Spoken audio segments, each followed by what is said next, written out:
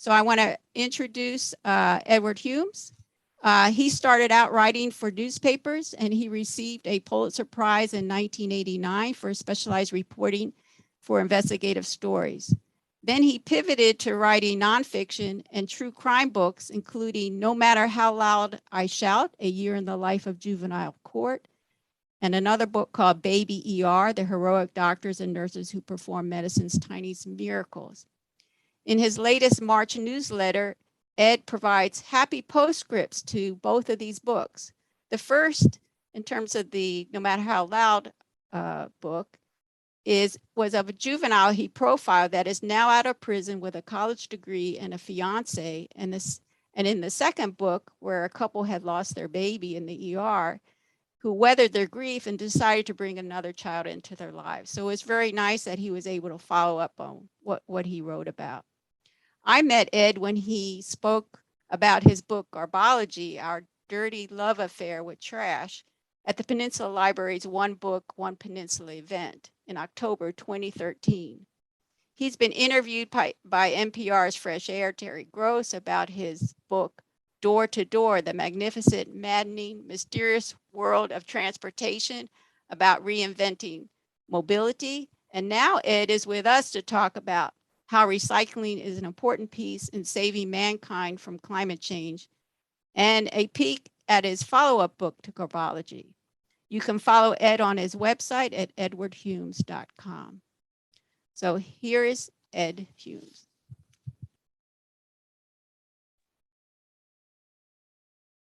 Okay, I think, can you hear me? Yes.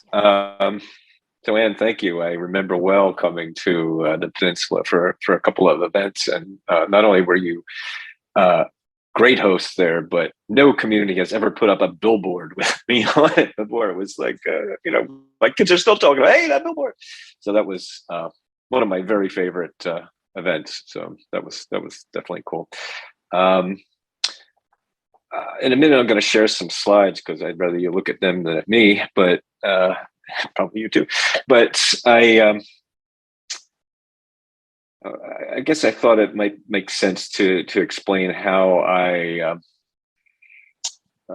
before I get into the topic I really want to talk about today, which is what you and I and our communities can do about such seemingly intractable problems like climate change and pollution and the scourge of disposable plastic that I'm sure you've all been reading and being horrified about. And the overarching crisis of our, society's epic trashiness. I thought I'd tell you how I got swept up in this, no pun intended, swept up in this story about telling the story of trash. So when I first dove into this topic, as Anne said, it was a number of years ago, but it was in part because of two things that I learned. That Los Angeles at that time had the nation's largest active landfill, at a literal mountain of trash near Whittier called Puente Hills. And that was the successor to what had been LA County's principal landfill. And I wonder how many people attending know that it was the Botanical Gardens on the peninsula, which is built atop a landfill. And it's just the idea that on the one hand, something beautiful could be built on the remains of our waste. And on the other hand, the fact that we could create a geographic feature, the 12th tallest structure in Los Angeles out of trash.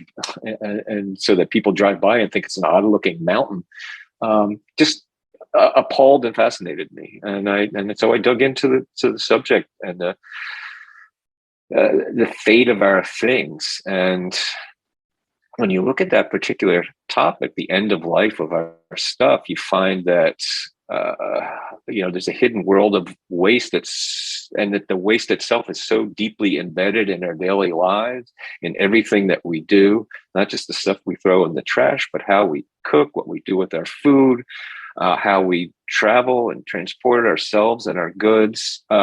Everything is riddled with inexcusable and practically insane amounts of waste that we're not normally seeing. And so that first book, Garbology, Our Dirty Love Affair with Trash, I know it's a flippant name. Bill McKibben gave me a nice little blurb that said it's the only dirty book you'll ever buy that you don't have to put in a paper bag. So, and when you leave the store, so I appreciate that they put that on the jacket of the book, which I liked. I wanted to do, my publisher and I had decided that we wanted to do something that focused less on alerting people to our wastefulness, which I think that message, while still patchily embraced, is certainly better understood, but really focus on what are the possible solutions to our wasteful ways. Let me cue up this slide now, which hopefully will work this time.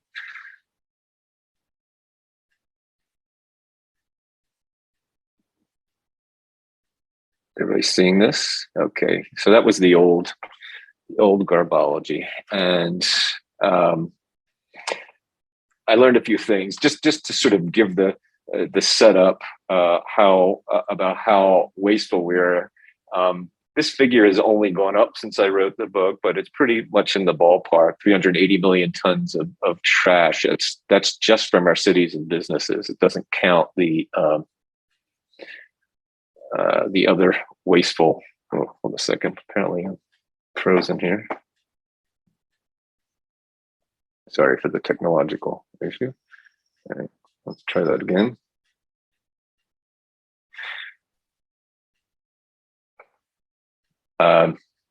Yeah, so the weight of our municipal waste, as it's called, is equivalent to every car made by Detroit since World War II. That's just the annual waste.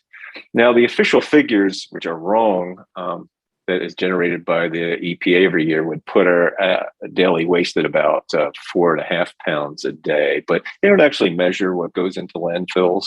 For some reason, they just won't do that. And so they use models and simulations to try and figure out how much stuff is sold and then how long it might last. And then they derive a figure that they say is how much we throw away every year. But Columbia University gathered one year, right around the time I was working on this book, gathered what landfills actually take in, because we know, because it's their business model to weigh every pound that goes into landfills and charge by weight.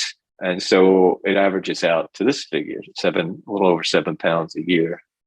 The average American produces 1.3 tons a year, and that's 102 tons across the average lifetime. If we buried them in cemeteries like we would our bodies, every one of us would generate this much trash in their lifetime. We'd need 1,100 cemetery plots to accommodate it.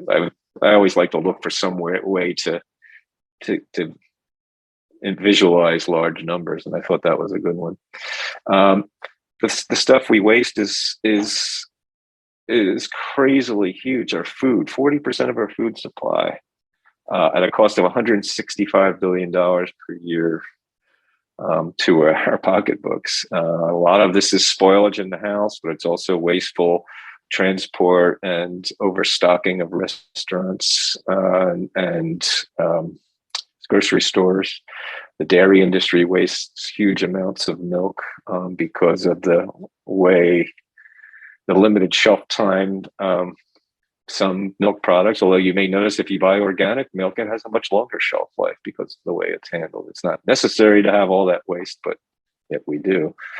I think I calculated that if we could recover or avoid 5% of our annual food waste, it could feed something on the order of 2 million hungry people. So it's truly a tragedy of the commons that we are not doing better with our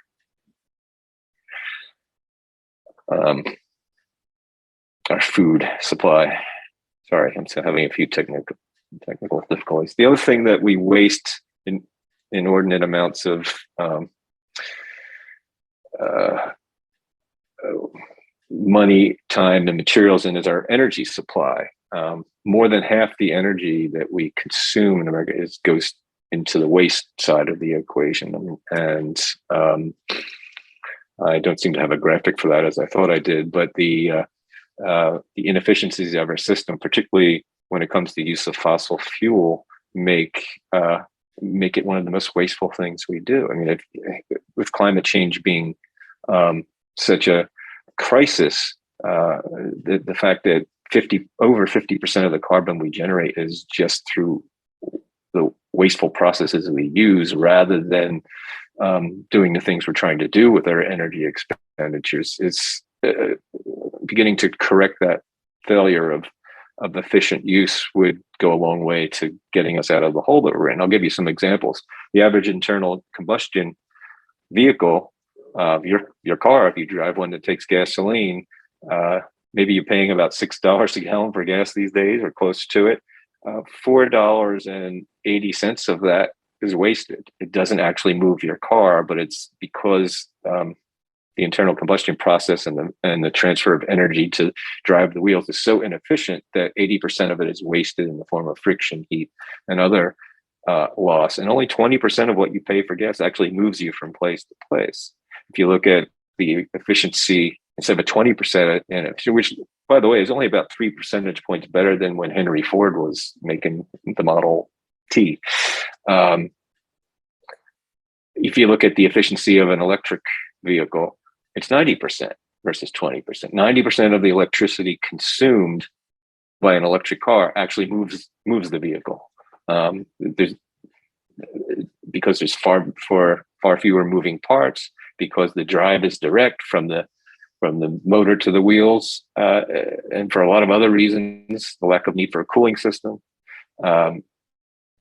Most of the energy does what we want it to do. And so pound for pound, dollar for dollar, electric vehicles are actually cheaper and certainly less damaging to the environment, even if you're charging it from energy that isn't renewable. Even if there's coal-fired power plants in the mix, the efficiency and the damage to the environment is far less from an electric vehicle. Natural gas. I wonder how many cook with gas in their homes. I have a lot to say about that in this in the solutions part of this equation. But the average gas stove is about 32% efficient. A little better in the car, not much. But the bulk of the gas that you're burning in the middle of your house, who thinks it's really a good idea to burn fossil fuels in the middle of their house, particularly since most people don't actually turn on those vent hoods, or many people have hoods that aren't actually properly connected to the outside world.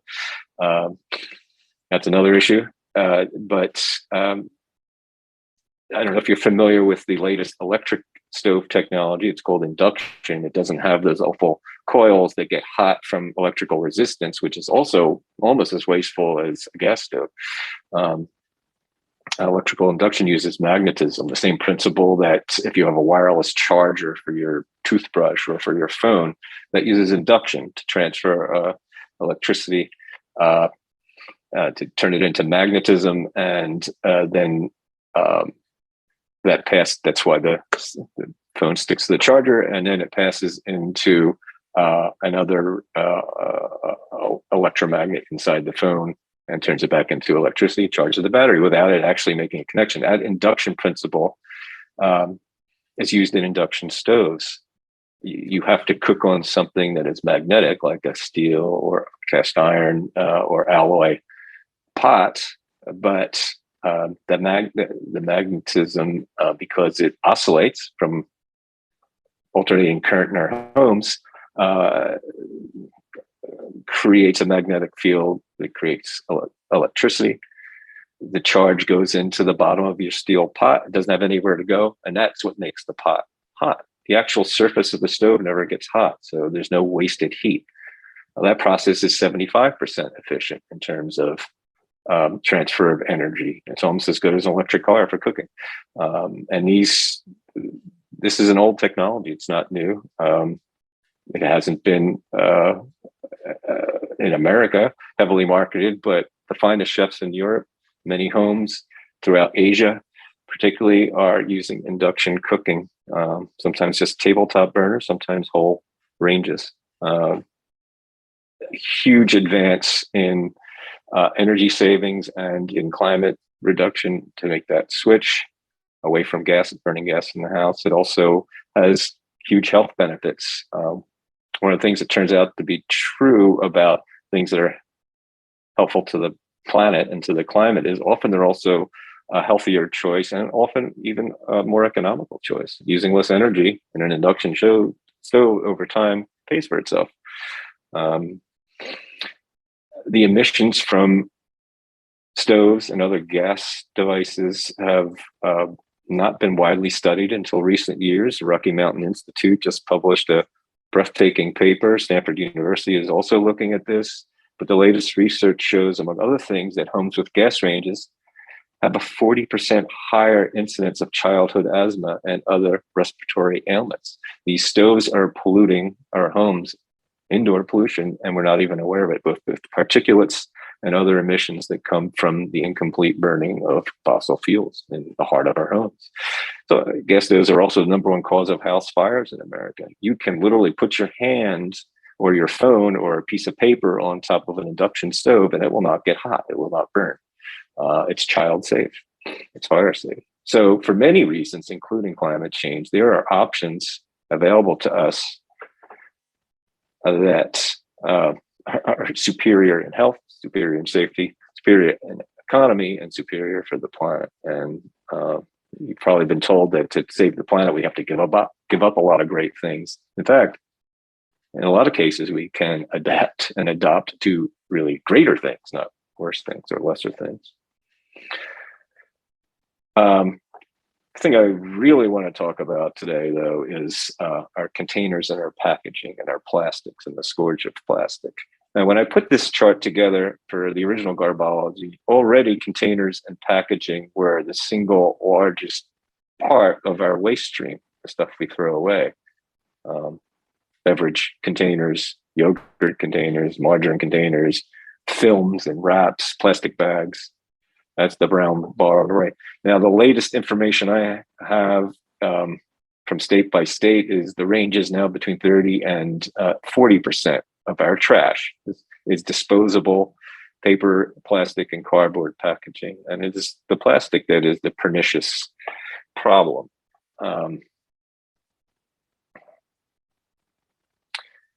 You've all heard, I'm sure, about ocean plastic pollution, and you can walk on any beach in California and see it. Not usually this bad, but sometimes it looks pretty terrible. At the time I did Garbology, the numbers that we had available could be extrapolated to suggest that the amount of plastic being dumped into our oceans annually would be the weight equivalent of 40 super aircraft carriers. We don't have 40 of them, but if we did, that's how much they would weigh. I'm sure you've all seen how enormous these vessels are, the heaviest things man-made on the sea. That it turns out to be an underestimate of the amount of plastic that we now know from the breakthrough work of Dr. Jenna Jambak, who's leading light in the study of ocean plastic pollution, and it's easily twice as much, if not more. The plastic doesn't go away. Every bit of plastic that has ever gone in the ocean is still there. We used to think it was mostly floating.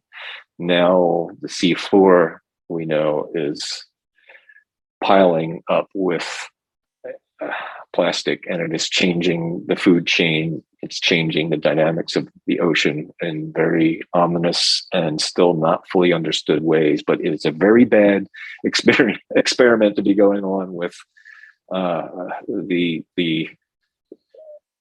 ecology and food chain that the sea provides the rest of the planet. The seas provide, all from about 100 years of profligate plastic use and unthinking disposal, unthinking waste. And the least of it is the plastic that gets like physically into our seafood at the bottom of the food chain that primarily survives on plankton, microscopic organisms in the ocean. These bits of plastic get broken up by wave action and weather and brittleness and so forth, and get consumed along with the other edible particles that these small fish organisms eat, and larger fish eat them, and on up the food chain to the fish that we eat. Now, each of us has measurable amounts of plastic in our bodies. There's also the chemicals that come from plastic, and that's not just in the ocean. Everywhere I go, I see people are embracing artificial grass on their lawns. They, like many other plastic products, shed chemicals known as PFAS. PFAS. It is a potential carcinogen. It's toxic. It runs off the, among other things, this astroturf that people, it looks terrible to me. I mean, it looks so fake. But a lot of people love it because they don't have to cut it, water it, or whatever. But it is adding poisons to our environment. These are forever chemicals. Once they get in your body, they never come out. And they are in our bodies. If you cook on non-stick cookware, I implore you, stop. You're cooking on top of PFAS-ridden plastic. That's what Teflon is. It is not good for you. You don't want it inside your system. You don't want to microwave things inside plastic. We are polluting our bodies directly in the process of using these products. And, they're finding them in newborn children. They're finding these plastic and plastic byproducts. And I just saw this in the newspaper, inside meconium, which I know from the book you just heard about, Baby ER, that's the poop inside babies before they're born. That's how bad this pollution that we have brought on ourselves through disposable plastics are. The plastics that you don't like throw away, that are permanent products, plastic. It's great that we have plastic piano keys instead of using ivory from endangered elephants. That's that kind of plastic. No problem with that. It's the stuff that we're throwing away constantly that becomes trash as soon as we take possession of it, that is destroying our world. It's a fossil fuel product. The oil companies are investing heavily in new plastic plants that are causing environmental catastrophes of their own. Great big controversy down in Cancer Alley in Louisiana now, where plastic manufacturing plants are going up and are being fought by local communities there. The fossil fuel industry sees not only a new business model, but if they're worried about the advent of non-fossil fuel transportation catching on, this is their fallback position, and it is just as bad for our planet and for our climate as burning the fossil fuel directly. So now that you're fully depressed and say, what the heck can we do about this? That's why I want to write a new book. Enough about the problem. The one I'm working on now, and I hope, I'm soliciting input from communities and thinkers all over the country and the world on what we can do about this personally and at the community level. Here's the subtitle my publisher is probably not going to let me use, but it kind of gets the message across, because we've all been told that these are global problems. They're too big for any one person to do anything about, and that's exactly what those invested in the status quo want us to think. In fact, as powerful as they are, the fossil fuel industry isn't holding a gun to my head or your head or anyone else's head and say, burn our stuff, kill the world. We know it is killing the world and probably going to kill you too and every other species that you care about. But they're actually not making us make the choice that we're making. And more we have alternatives and to all of these dangerous substances that we've absorbed into our daily lives so thoroughly. So this book is going to be about kicking climate's ass one city at a time at the community level, because there's so many things that we can do. And in doing it at one community at a time, it begins to spread. It can go statewide. Good ideas catch fire. And it's already happening. I'll give you an example. Berkeley was the first city in America, just 2 years ago, adopted an ordinance, no more new gas connections. And the city's going all electric, and every business and person in town is being urged to do the same, with a target of being an all electric city within the next 10 or 15 years. I'm not sure what it is, but no more new gas connections. A lot of people were up in arms about this, and one of the councilwomen there who introduced this measure brought in a portable induction cooker and made everybody fondue, and then had chefs, the French Laundry, Noma, the finest restaurant in the world. Great chefs have recognized that it actually works better than cooking on gas. It saves them money. It saves health issues. It makes their kitchens cooler. You walk in an all electric restaurant kitchen and it's not a toxic environment, which probably your favorite restaurant is. In the average restaurant in California, if the air quality in those kitchens was coming out of a smokestack of a factory, they'd be cited for for unhealthful emissions. It's just that we don't regulate indoor pollution, only outdoor pollution. So even your finest restaurant very likely has a toxic environment, both in terms of the sheer heat. I talked to one chef who's become an activist in favor of induction stoves. He took the temperature at the restaurant where he worked one day. He just put a meat thermometer in his pocket, and it was 130 degrees in his workstation. That is inhuman. That is unhealthful. And the air quality in it was equally horrendous. So there's a lot of things we can do as communities, and Berkeley set the world on fire. There's, I think, 50 cities now in California that are doing the same thing to go all electric, and Denver and Seattle and pretty much cities in every blue state in America is looking at this or already on that path. Of course, the other color states did what they are doing what they did with the plastic bag bans at the city level. They're banning the bans, but that's just a rear guard action. The advantages of going electric and not lighting fire to fossil fuels in the middle of your home is all too apparent. And they can also show you that there's a very old technology called the heat pump that is a better way to heat and cool your home than what we're using now.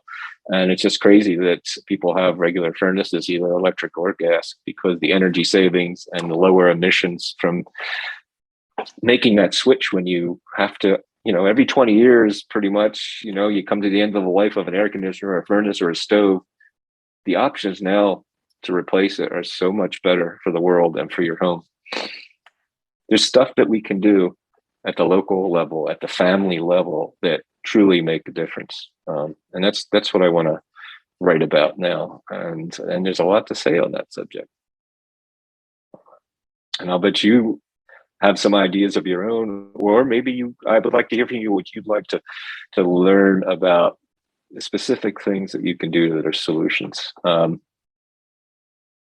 We can't wait for that big answer from Washington. It's not going to come anytime soon. There was this brief moment in my youth, in the late 60s and early 70s, when there was all the big epic environmental legislation was adopted, the Clean Air Act and Clean Water Act and the Endangered Species Act. That last one, it's now sort of seen by conservatives some sort of radical proposition. The Endangered Species Act, I wonder how many of you know it passed the U.S. Senate unanimously, a unanimous vote of the U.S. Senate. Barry Goldwater voted for the Endangered Species Act. Richard Nixon signed it and said, "Hey, this is the coolest thing I've ever done." He didn't mean it, but he knew the political winds were behind it. The bald eagle was about to disappear from the face of the earth, and people got riled up because that one iconic creature was our national symbol. But the effects of those laws are the only reason why we don't live in a hellscape right now. The Endangered Species Act, which saved so many habitats and forests, the Clean Water and Clean Air Act, it actually has teeth. Although people have been trying to undo it for. Thank goodness we have those, but we're not going to get. What could the U.S. Senate possibly pass unanimously now when it comes to recycling, to the environment? I don't think they could pass, Mother's Day unanimously now. It's because I don't know, because groomers or something. It's like it has to start at our level with what we do in our homes and in our communities, and hopefully that spreads to the states too. And so I have just a couple examples, and then one really good one I want to tell you about that's very inspiring. There's recent law about composting changed in the state. There's a mandate to compost. Well, it's actually, you could always have done this. You just put your all food waste, in the green barrels that you put your lawn clippings in. That was always an option open to you. Now they're telling you you must do this. Well, yes, put all your food waste in there, but the real answer is to stop wasting so much food. I mean, 40% of our food supply, I don't know if I've been guilty of this. You know, you overbuy, it sits in the refrigerator, you get the green fuzz on it, you throw it away. I mean, we've all had that experience, I'm sure, unless you're like perfect. We have to be smarter about that, and also buy local. You know, buy fresh, so it's not packaged. I tried to talk to Trader Joe's about, I kind of like Trader Joe's for a lot of ways, but they wrap everything in plastic. Why does everything have to be in plastic? We have to give our business as communities and as consumers to businesses who are committed to not forcing us to accept wasteful products that are harming the environment. I mean, there are alternatives to all that in the home. There's so many things now available. You can, if you must have a wrap, there's products that are made out of beeswax instead of plastic. There are, alternative storage mediums and glass, metal. If you must buy a single-use beverage and you don't want to use a reusable container, buy it in aluminum. At least that's infinitely recyclable and is not causing environmental devastation at every turn. In fact, recycled aluminum is one of the few, sort of perfect recyclables because it's so much less energy to reuse it and remake it into exactly the same product than getting virgin aluminum out of the earth and refining it, which uses fantastic amounts of energy to do.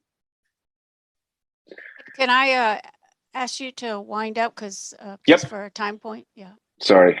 Okay. So the one thing I want to tell you about is something that is happening on the state level, and I think probably Senator Allen knows about this. And it is what Maine has done with extended producer responsibility, EPR. It's where the producers of wasteful items are responsible for them. They have turned the perverse economy of recycling on its head.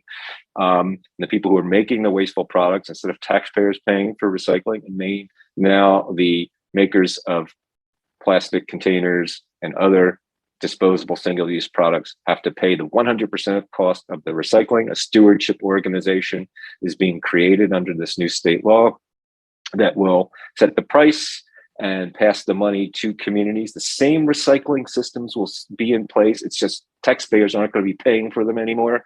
The strapped municipal governments are going to get the money from the makers of the waste, who have always been subsidized by the hidden subsidies of paying for recycling at the community level.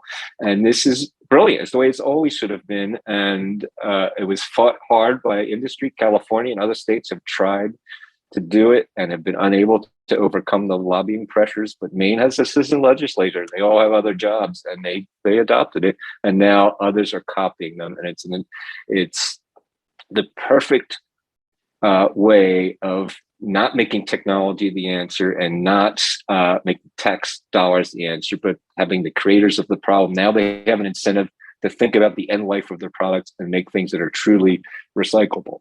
Excuse me.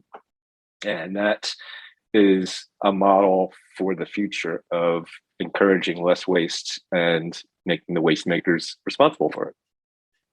So I'll close on that. I'm sorry if I ran long on the other part, but Maine is really showing us the way on this, and I hope California could do that as well. Yeah, maybe you can unshare too, and then I'll introduce. Thank you so much. And I know we want to hear a little bit more about Maine, but we're going to move on to California State Senator Ben Allen. So let me just introduce him. He represents us, Senate District 26, and he's legislative leader in environmental protection efforts, and he's here to talk about his policies to address the plastics pollution issue that Ed Humes was just talking about.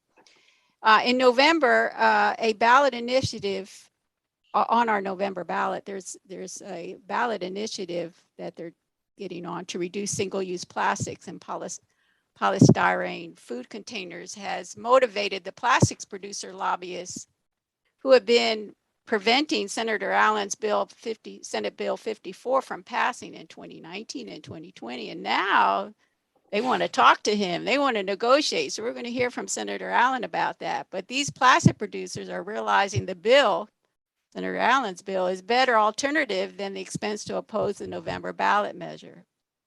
So if the bill is crafted in a way that the proponents or the ones against it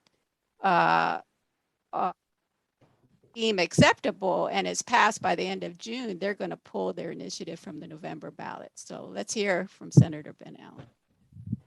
Well, thank you. Thank you so much, Anne, for organizing this. And thank you, Edward. What a really interesting presentation. A lot of stuff that I knew about, but you did such a great job of pulling it all together. And I'm happy to, that much of what I was going to say, I don't really need to say now because you presented it, so we can kind of go quickly through some of the things that are happening on my end. First of all, so great to see everybody over Zoom. I wish we could all be in person.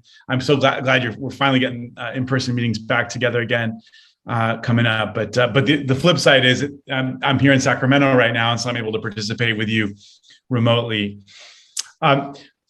Anyway, I want to. Ed was absolutely right. I mean, we've got an enormous problem on our hands with regards to the proliferation of single-use packaging and food serviceware, tons and tons of non-recyclable, non-compostable waste that impacts public health, the natural environment. And one thing that Ed did not mention was how much it's been impacting city and county budgets. And it's something for you to add into your book. There used to be LA, for example, City of Los Angeles was earning about $5 million a year through selling recycled material, largely to China, but also to other folks. The Chinese, of course, finally realized that it just wasn't penciling out. A lot of what we were sending was contaminated. One of the many issues why our recycling system is broken is because we single stream everything, and all of the items, there's a lot of plastics that are not really recyclable under normal market conditions. A lot of the films end up getting stuck in the paper bales that end up contaminating paper and making it much less valuable as a recycled raw material.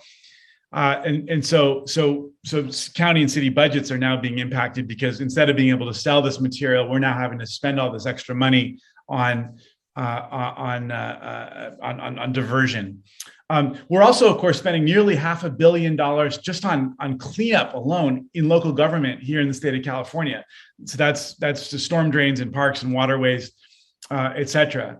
And another thing we should mention, and it was kind of touched upon in the last presentation, plastic pollution. I know you were talking at the very, very beginning about climate change.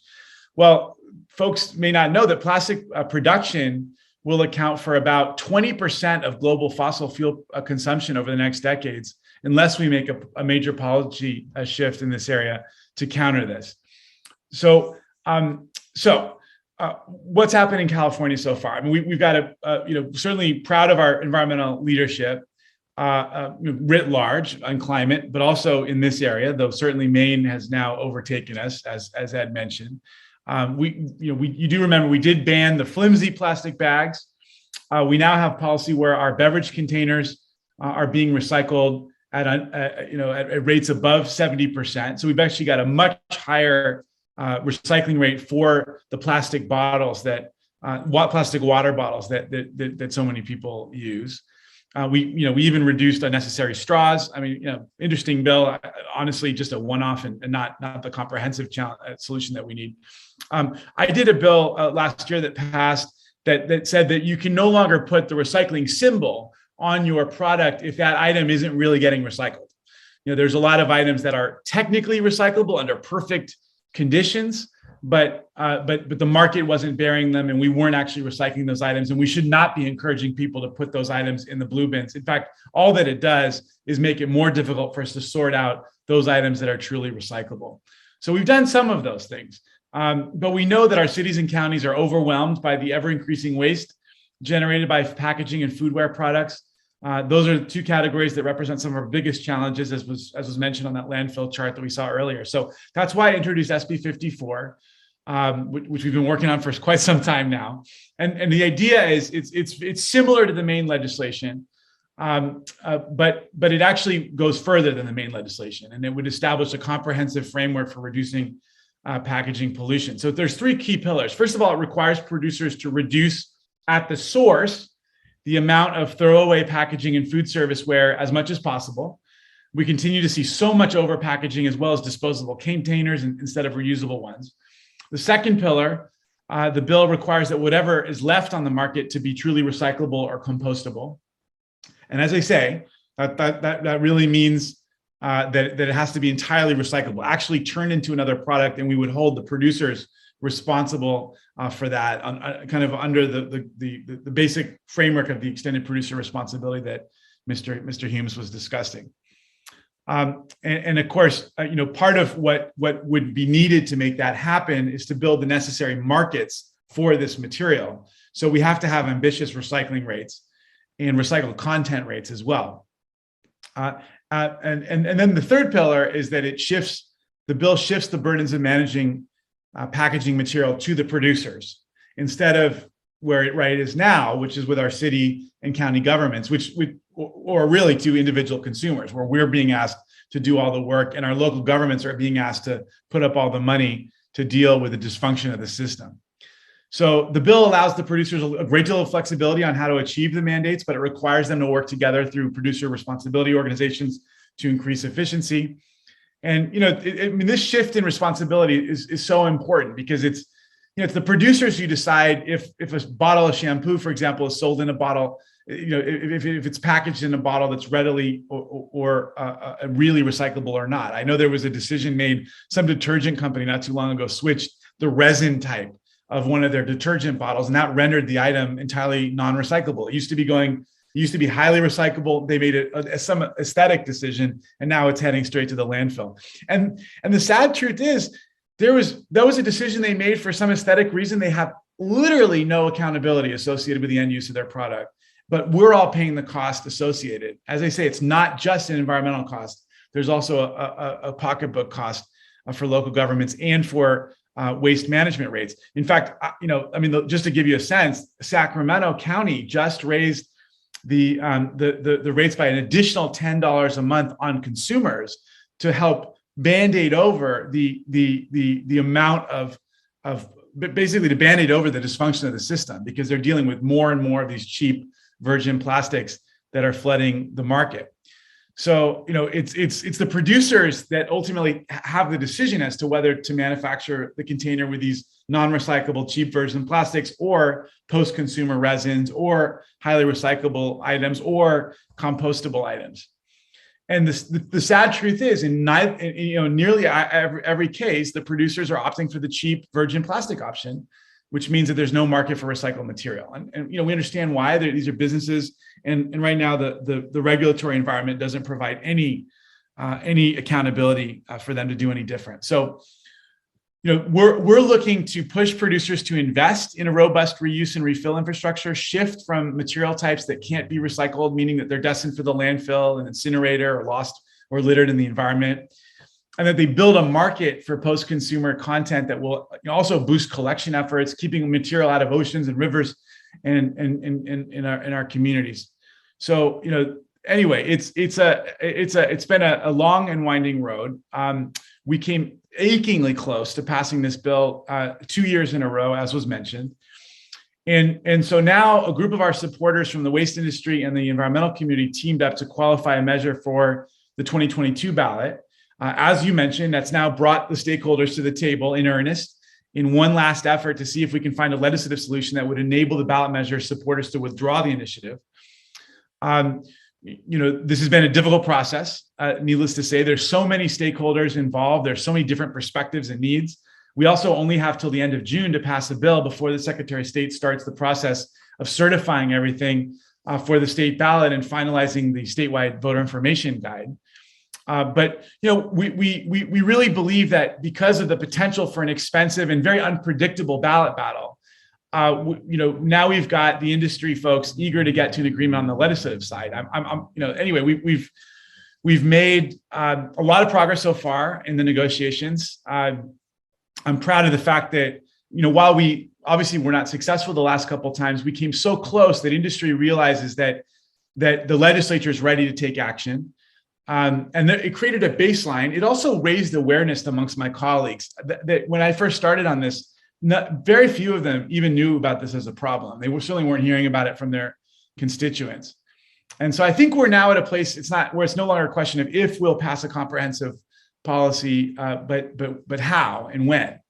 And at least in the short term, either we'll pass a bill by the end of June or the voters will have their say.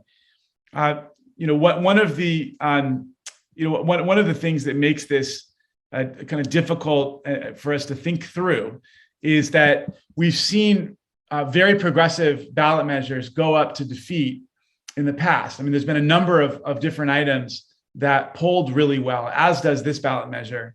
But after $100 million of industry-funded obfuscation, and you can just imagine the ads now of some nice little family going to the market and there's nothing on the shelves because the big bad environmentalists have taken away all products and packaging, which of course is not what we're doing at all.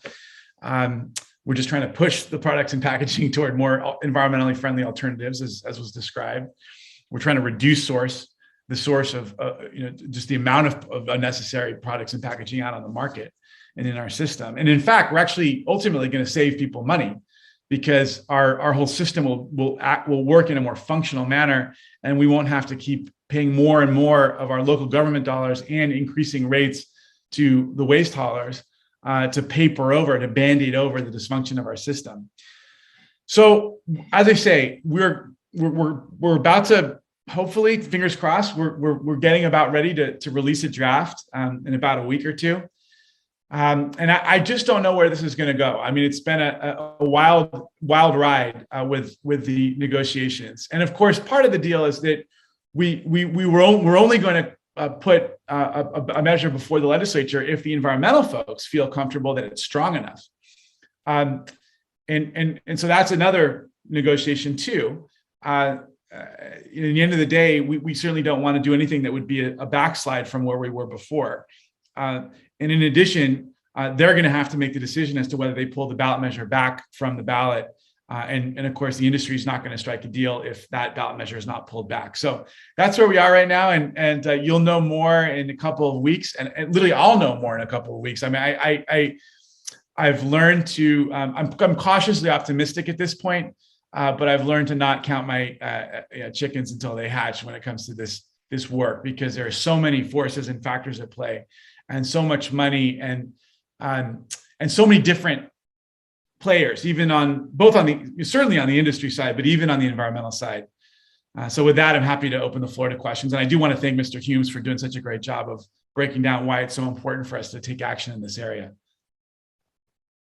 Thank you, Senator Dow. So we're going to put both of you on a panel here in terms of questions. I did have a couple follow-ups on yours. One of your proponents is Carol Hart from California Coastal Commission. Yes. And I just had lunch with her on Thursday. Why is she against your? Oh, she's not against it at all. Oh. No. So she is a proponent of the ballot measure. She's there are 3 signatories for the ballot measure. And so what she wants, and this is what I want. I mean, she wants to make, her main priority is that she knows everything she needs to know, so that if we do strike a deal, she will feel comfortable that the deal is strong enough that she'll want to pull the ballot measure back. Okay. All right. I got that. I'm sorry, I got that incorrect. So the people, the proponents for the ballot measure are Escalante, Sangio, Como, and Carol Hart. That's right. That's who you're dealing with. Okay. Well, all right. So we're working with them, and then on the environmental side, taking the lead organizationally are Oceana and the Nature Conservancy. We're also bringing in some environmental justice voices, and then a lot of other environmental groups are involved.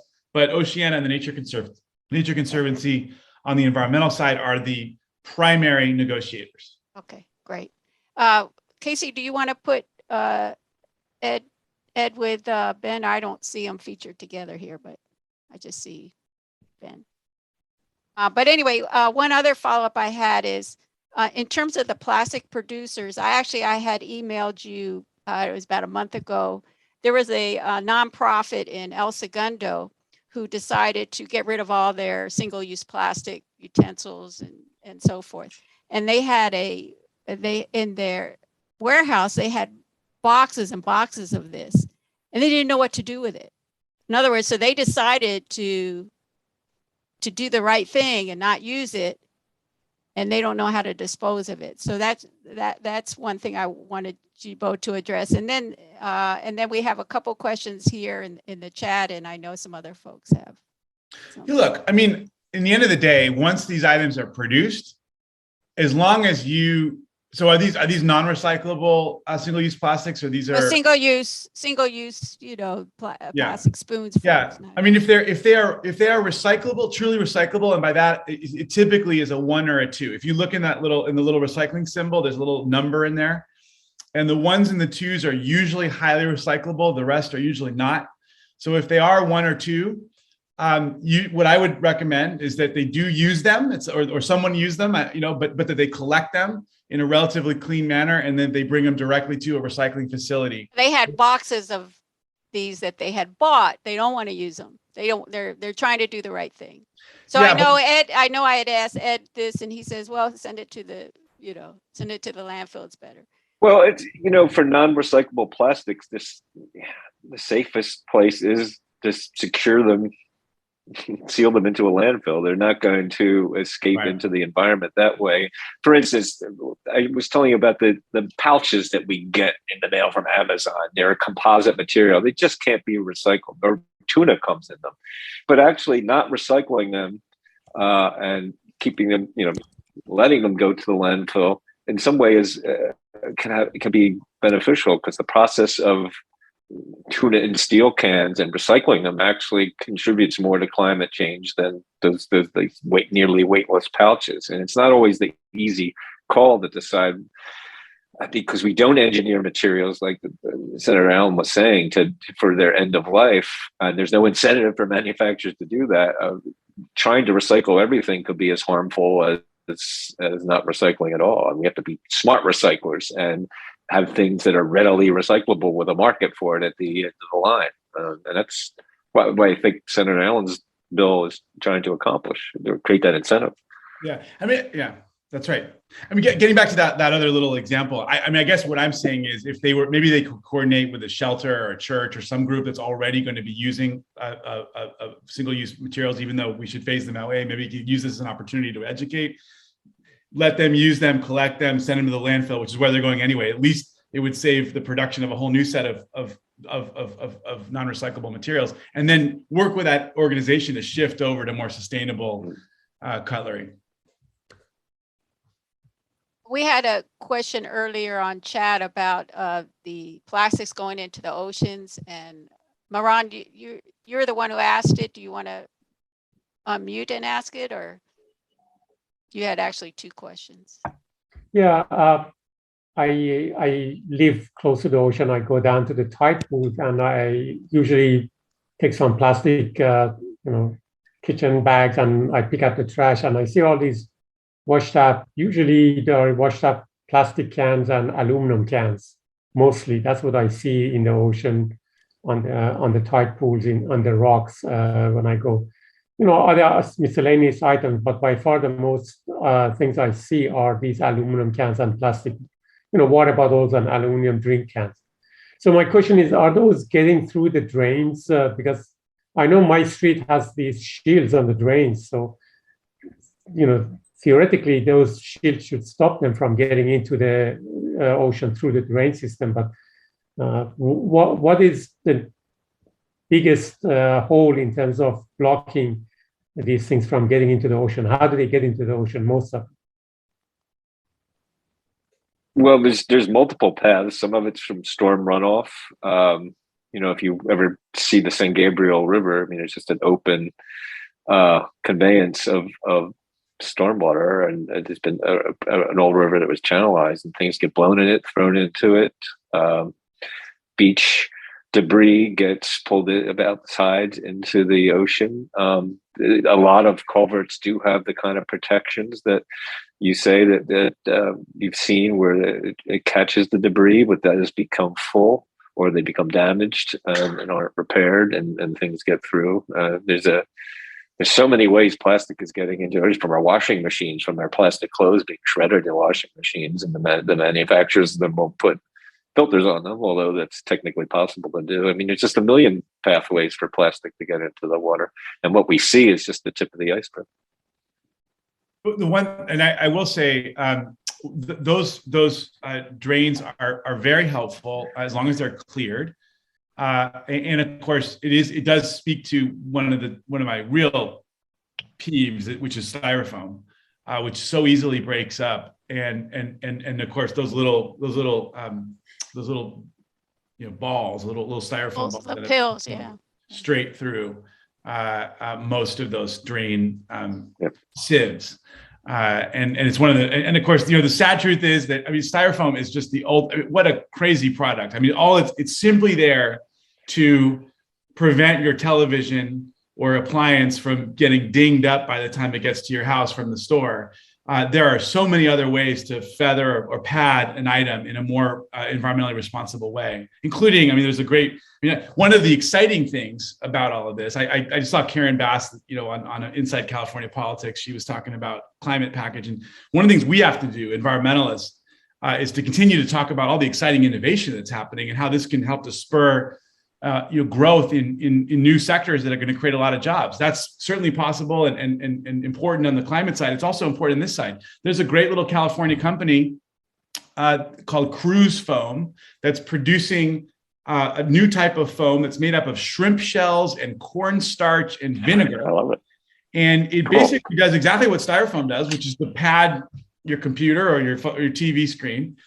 Apparently, it can be produced in the same factories that currently produce styrofoam, and yet you could go off to the end of the Hermosa Beach Pier and toss it off the pier, and it'll be entirely biodegraded within about 15 years with all natural products.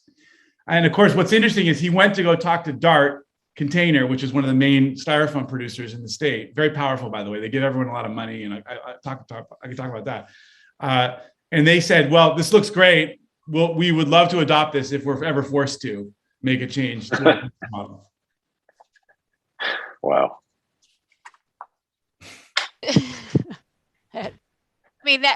I agree with you that the publicizing has to be really done well, because they think about other companies going out of business, who are doing the plastics and how to transition, that they can transition to other businesses, or as you say, just recycle, have a path to recycling, but also the education in terms of, where we recycle, even the cans, there's no recycling center. So you have to educate. Hopefully in your bill, you're adding where either you recycle at the place that you buy the item or something, right? In fact, the beauty of it, of extended producer responsibility, is that it's the producer's responsibility to make sure that if they are putting these supposedly recycled products out in the market, that they get them back. So when you go to places where they do have extended producer responsibility, such as in British Columbia, for example, if anyone's ever up in Vancouver, take half a day to just check out the system they have, because it's very interesting. But the businesses themselves these are the master marketers, right? They themselves put considerable resources into educating the public so that these items are then collected properly and then properly recycled. Okay, so we have Allison, who's been on chat, who's had some questions, and then we'll go to Connie and Steve. So Allison, do you want to ask your question? Oh, well, Ben had already answered one of the questions. So the other one was the big oil companies, they have the huge lobby. So they're the ones that started with the triangles. Is that correct? And they said, oh, your plastics are good. You can recycle them, all, blah, blah, blah. But there's very few of those triangle things. And everybody feels like, oh, I bought this. It has a triangle. I can just throw it into the recycle container. But that's the average Joe. And, most people don't know that, that all of these can't be recycled. So we need a big education push about that. There's no question. Yeah. It's part of why we're phasing out here in California. We're phasing out the use of the chasing arrow symbol, that recycling triangle, for those items that aren't actually recyclable. Right. And what about what about big companies like Amazon, who have the cardboard boxes? Those are, everybody throws those boxes away. They rarely recycle those. And one thing I thought was interesting, what about the cardboard cartons for milk that are now being used for water? I've seen those a lot in some of the places that I've gone to. Yeah, those are actually recyclable. It's when you go, in fact, I would love to, we could organize a PV Dems trip to a recycling center. It is, I know it sounds lousy, put on some sturdy shoes and wash your clothes afterwards, but it is a fascinating thing to do. It is a fascinating thing to do, to just go and take in the enormity of our trash problem. Ed described it. It's one thing to see it on a PowerPoint. It's another thing just to see it in front of your eyes and see all your and your neighbor's trash just collected and sorted in an imperfect way. And you can see bales of those cartons.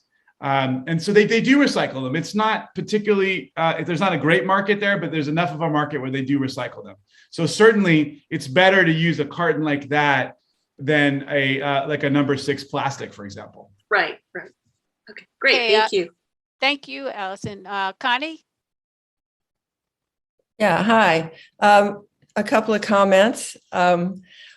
Many of us on this Zoom remember when we had a perfect bottle recycling system. They were glass bottles. Yep. We took them back to the store. Why we had to do away with that, I don't know. But I'd be in favor of bringing that back. And other countries still use that system, and successfully. Yeah, it's a great system. It wasn't that hard to do. Have you looked into the history of that phase out, Ed? Well, I mean, their line is that it was just a vast cost savings, and in terms of they can make a case, a life cycle case, that the lighter weight of shipping than glass containers has benefits. I mean, but it was the critique of the system doesn't really hold up that was in place with because the deposit system, the deposits were high enough in $1960 to actually motivate people to make sure they turned them in. I mean, I remember as a kid, you could just bring them back to the store. Right. That system actually, the vestiges of that exist. Retailers are supposed to accept back recyclables that they sell unless there's a recycling center in their convenience zone. Well, so many of them have shut down, and you'll find the most affluent communities in California are the worst recyclers now, because there's no motivation to go to the trouble to turn in for your deposit the materials. And you have places like City of Commerce, is like one of the top recycling hotspots in California, because people need the money. So we need higher deposits, among other things, to make any reusable system work, and enforcing the law to make them take it back. Yeah, there are some interesting things happening in this space. The beer companies are getting together up in Oregon, for example, and producing a standardized beer bottle, which they then collecting and washing, and then selling again. And all they do is slap their label on. All these companies are using the exact same bottle. So all of their factories are designed to take this particular bottle. They certainly do this with sodas down in Mexico. Ontario does this as well. And we just passed a bill. Sidney Comlager had a bill, AB 962, which sort of leads the way for this kind of thing to happen. When we went up to Portland, we visited with an environmentally oriented wine company that was so taken by this model that they decided to make their wine in the beer bottle, not because they love, first of all, sometimes people actually want less wine in one night, but in addition, it allowed them to participate in this really environmentally friendly washing program. That's fantastic. I hadn't heard about that. I love that. It's really cool. The second thing I wanted to say is, those of us who live in Palos Verdes Estates, we don't have recycling bins. We're told that we put everything in the trash and it goes someplace and it's separated and recycled. Actually, if you look on Athens' website, they show how they separate it. And they do that because of what Ben was saying, is because people were putting the wrong things in their recyclable anyway. They, who can read the triangle. So they found that it was more profitable for them to just put it all in the trash. We separate ours, but put it all in the trash and let them recycle. Yeah. Well, but if you pass your bill, that's going to be a moot point. Yeah.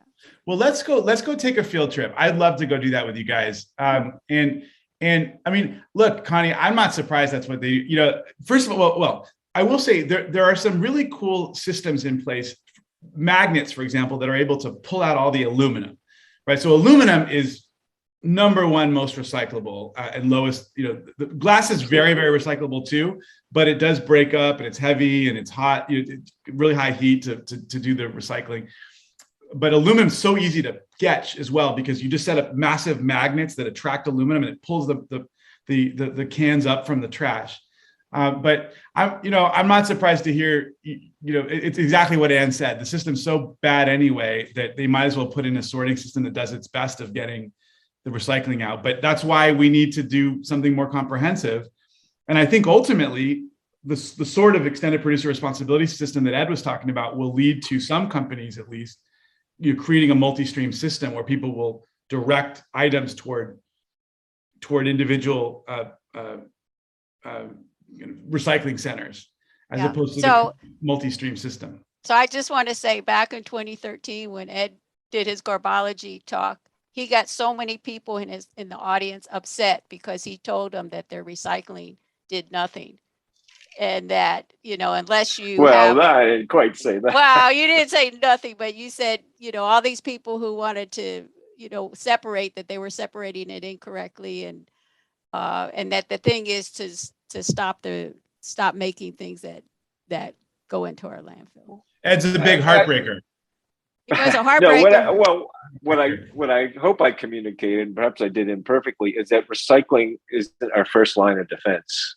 It's actually the last resort. After we do everything else we can to reuse and to reduce waste, we sort of elevated recycling as the most important part of the pie, and it's not. And it can't be, at least until we actually make products that are supposed to be recycled. And that's been our downfall. And the single stream process is economical in some ways, but it contaminates so many things. And contamination is the enemy of recycling. It's why we still can't, how many, I think it's 50 billion disposable coffee cups a year. They still can't, most of them, be recycled because the contamination problem, the thing that keeps them from leaking, is the thing that keeps them from being a valuable commodity to recycle. Yeah, the plastic. Okay, the plastic. So for just for the sake of time, we have Steve, then Al, and then we also have something. I'm sorry, from Glenn. So those are the last three. Okay, so let's start with Steve. Yeah, three quick things. One is, will medicine be included? Can I take my medicine back to CVS or my over-the-counter medicine and prescription medicine? And then the second thing was, I wanted to say that I was on a thing about Tesla is building in their new factory in probably Berlin as well as Texas. They're recycling lithium right into new batteries. I mean, they built that into the process that, and maybe some other parts of the car that are just going right back in. And the last thing was this little ad where the three bottling companies claim that all plastic is now, bottles are now totally recyclable, and Coke, that's an alliance of Coke, Pepsi, and somebody. Is that true?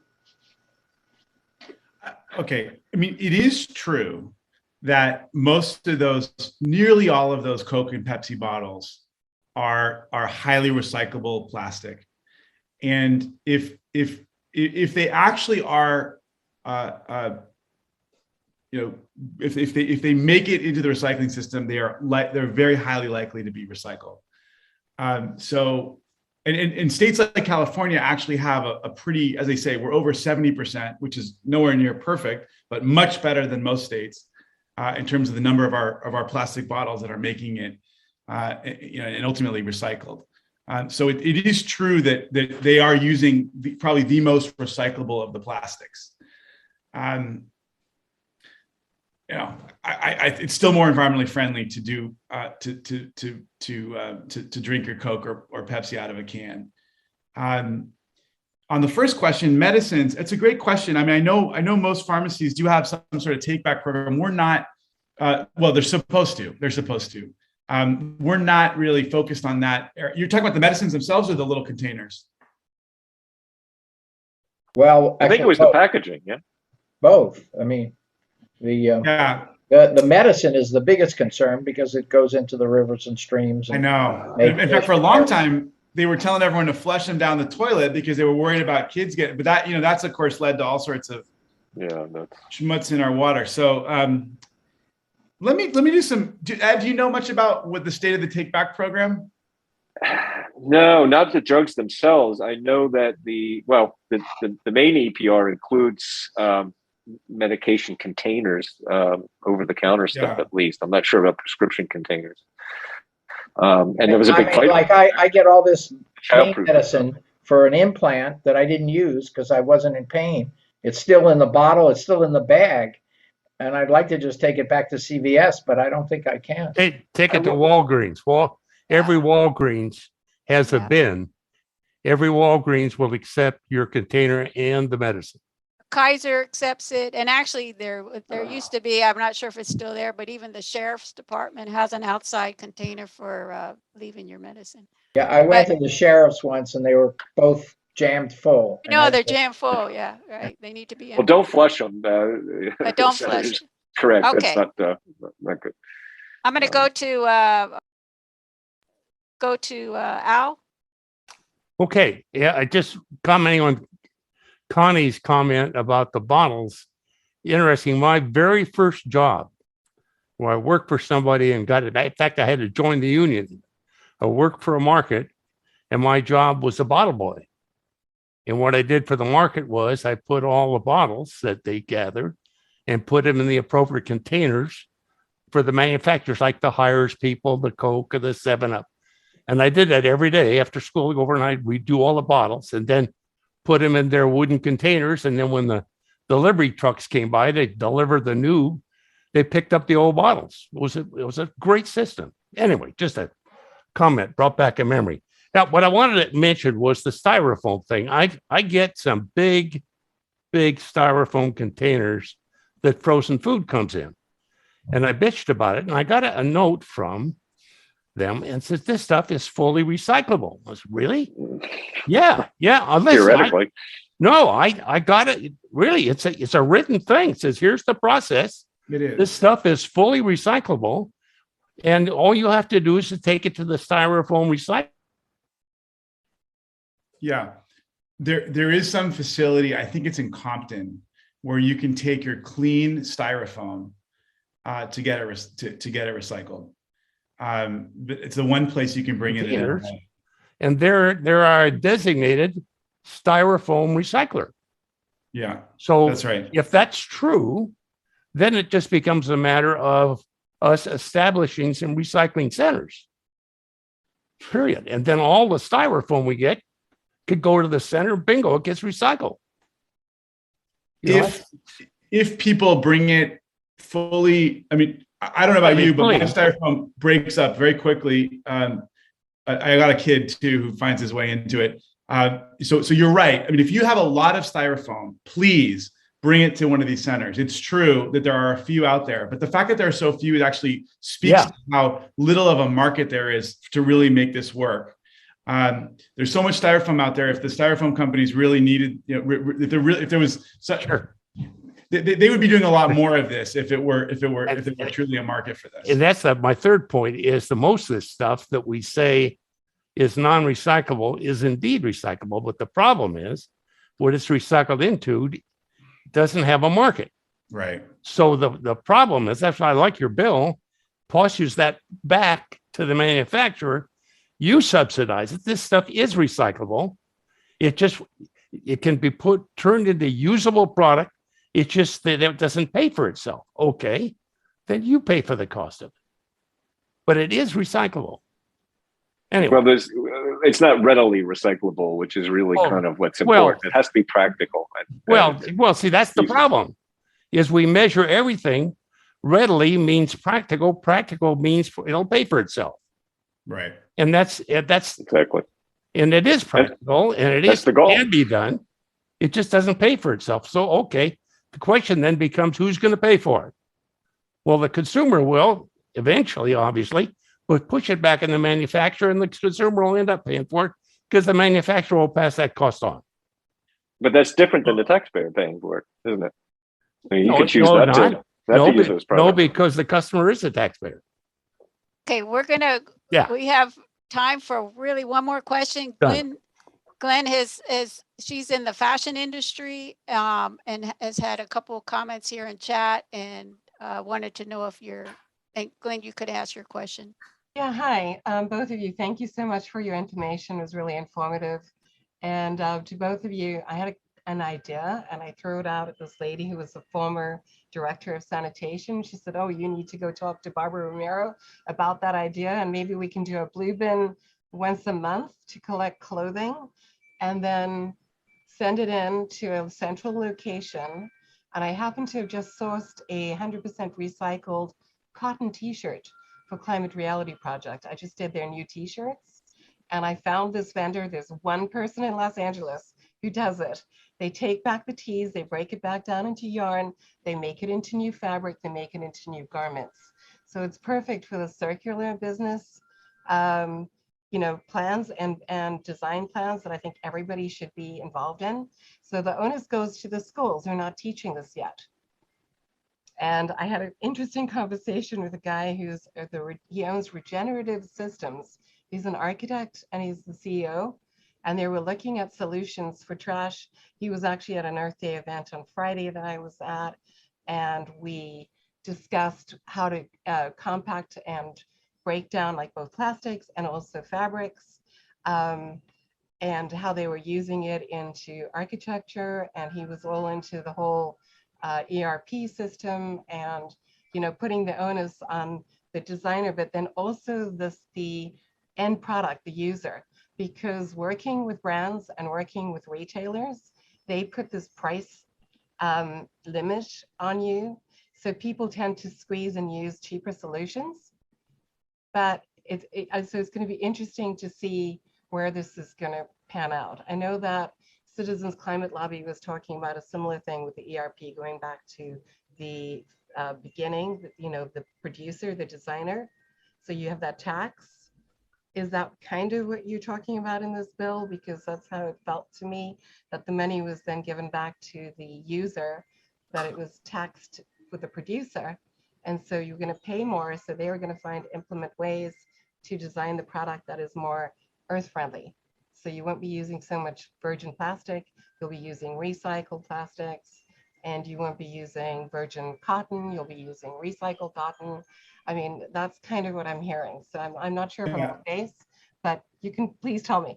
Well, so the tax would go to either in the ballot measure or in what we're trying to figure out, would go toward building out the infrastructure to improve the collection and sorting, basically to allow for compliance. You know, what's interesting about, so our bill, it's interesting, Ed, you know, when you get into this, when our bill originally was a majority vote bill, which basically did not allow us to have any tax or new revenue source. The interesting thing is the ballot measure does have a tax. The businesses want there to be a little bit of a tax on these products because they're concerned that only some will comply with the law, and there will be continue to be a flood from smaller players, for example, who are harder to hold accountable, who will continue to sell plastics into the state of California with no accountability associated with the end use, and it will be harder to track them down. So they actually want a tax, and it's very small, but the tax would be used to build out the infrastructure that we're talking about.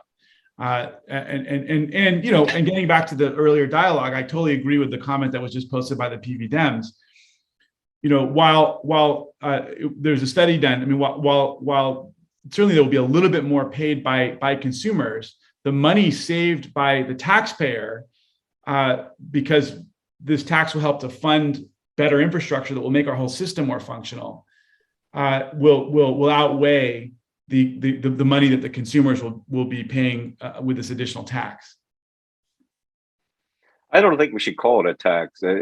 Maine is just saying you're reimbursing the cities for the cost of recycling the products, and that if they're low cost to recycle or there's a good market, they actually are charged less. It's not a across the board tax the same That's for exactly. everybody. And those who can't, the material has to go to the landfill and can't recycle, they get paid extra to build out the infrastructure that Senator Allen just mentioned. So that framing works better for me, I think. Yeah, I like that framing. You're totally right. We call it, we've been calling it an eco-modulation fee. With that's the art, that's the term of art, which I'm sure is not great for. Ooh, that's true.